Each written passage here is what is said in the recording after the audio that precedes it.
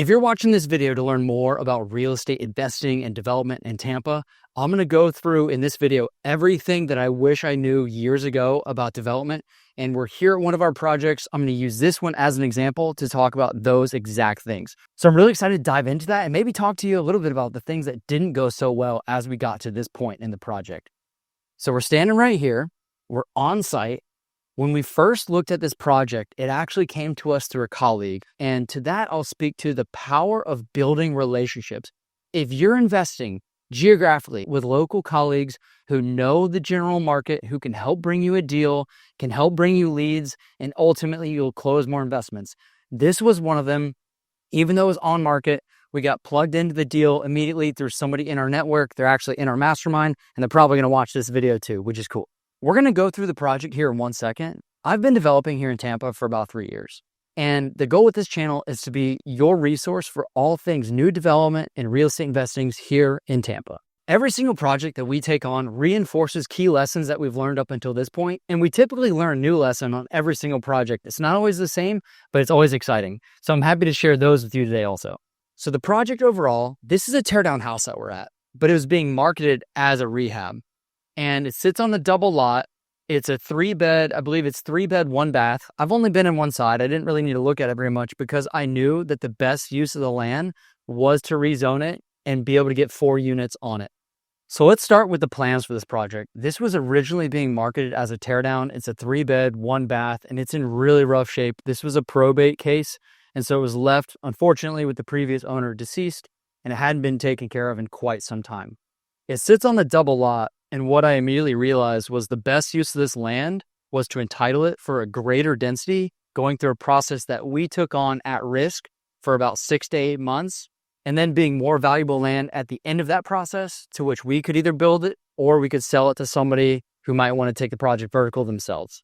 So some of the pros for a project like this is it's going to be very hands-on. I've heard a lot of people in the past talk about real estate investing being passive, and then they buy a bunch of rentals that they manage themselves, and they quickly learn it's not that passive. But a project like this, in terms of like the maintenance of it, there's no tenant to keep up with, so it's not like we had it rented out. Just make sure the yard is cut, which it probably needs it soon, to be honest with you.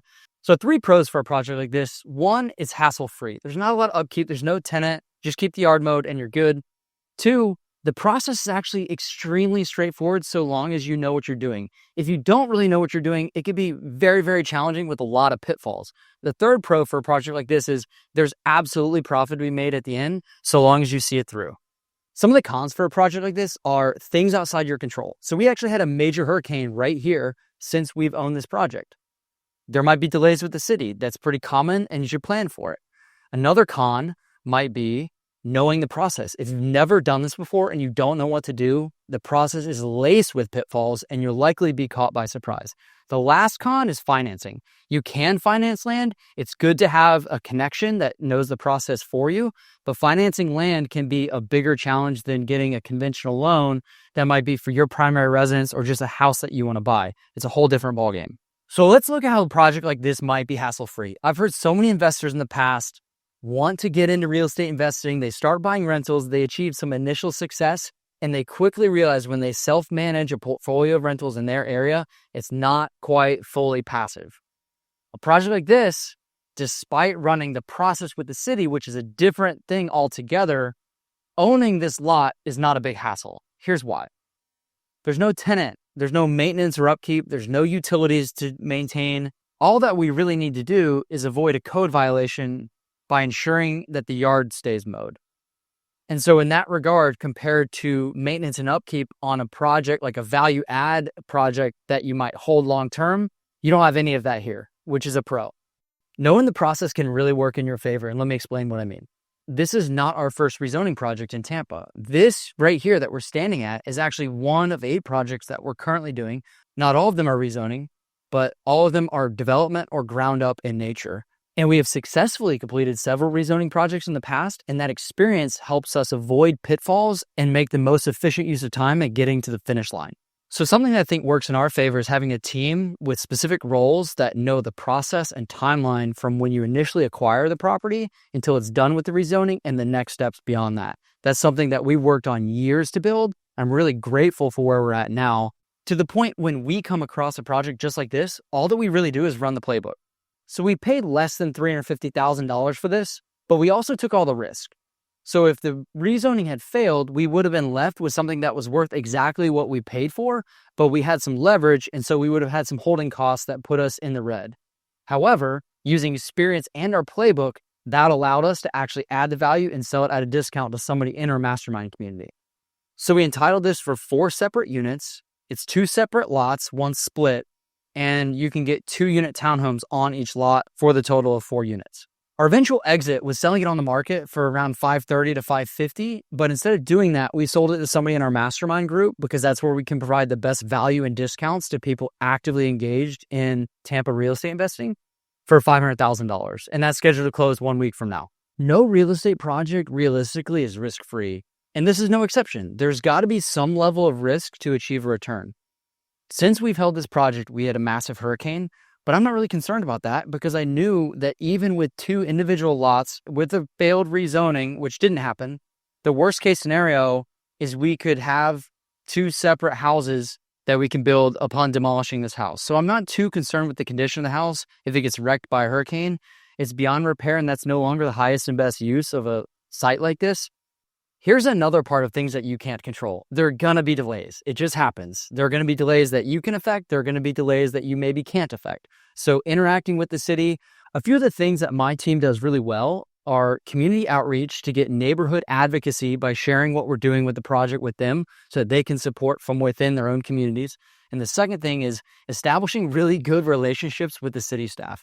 They know who we are. They know what we do.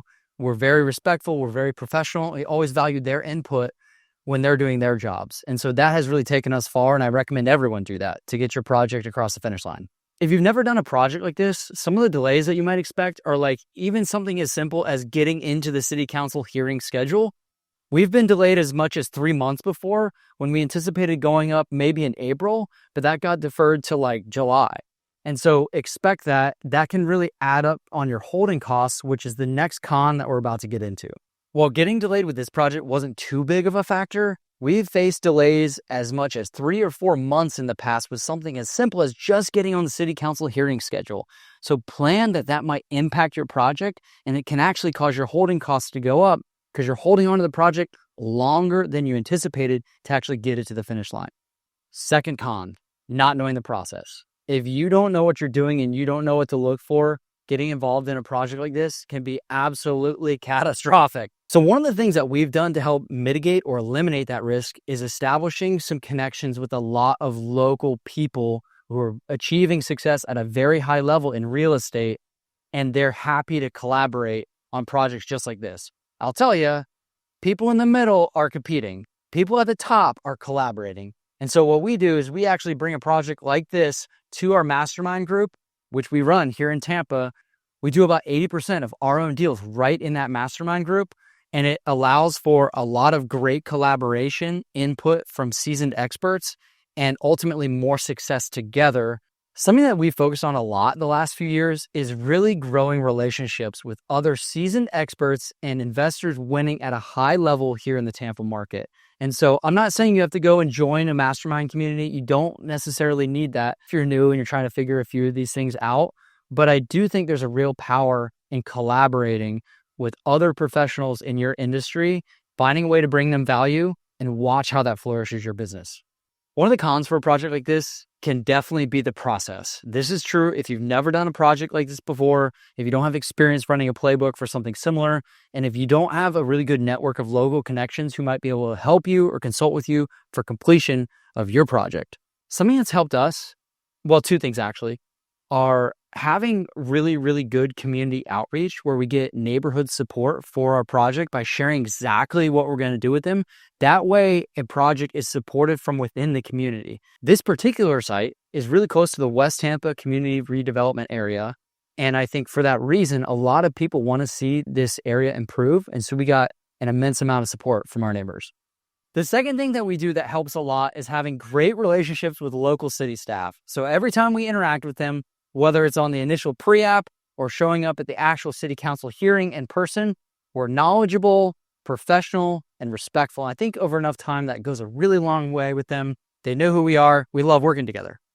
The third con for a project like this is definitely going to be financing. So this is a totally different ball game than financing a normal house purchase, whether that's like your primary residence or maybe you're buying it as a rental.